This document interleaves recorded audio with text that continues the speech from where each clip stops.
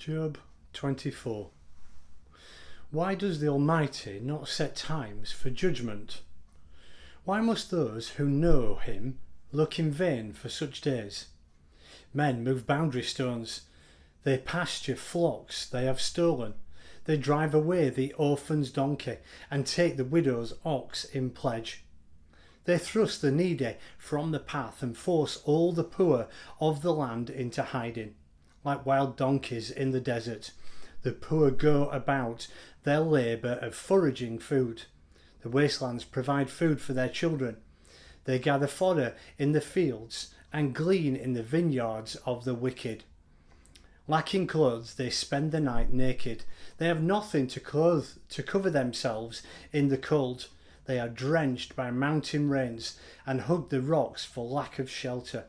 The fatherless child is snatched from the breast. The infant of the poor is seized for a debt. Lacking clothes, they go about naked. They carry the sheaves, but still go hungry.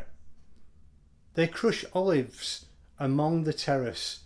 They tread the winepresses, yet suffer thirst. The groans of the dying rise from the city, and the souls of the wounded cry out for help. But God charges no one with wrongdoing. There are those who rebel against the light, who do not know its way or stay in its paths. When daylight is gone, the murderer rises up and kills the poor and needy. In the night he steals forth like a thief. The eye of the adulterer watches for dusk. He thinks, "No eye will see me," and keeps his face concealed. In the dark, men break into houses, but by day they shut themselves in. They want nothing to do with the light. For all of them, deep darkness is their morning. They make friends with the terrors of darkness. Yet they are foam on the surface of the water. Their portion of the land is cursed, so that no one goes to the vineyards. As heat and drought snatch away the melted snow, so the grave snatches away those who have sinned. The womb forgets them, the worm feasts on them. Evil men are no longer remembered, but are broken like a tree. They prey on the barren and childless woman, and to the widow show no kindness.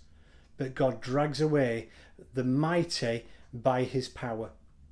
Though they become established, they have no assurance of life.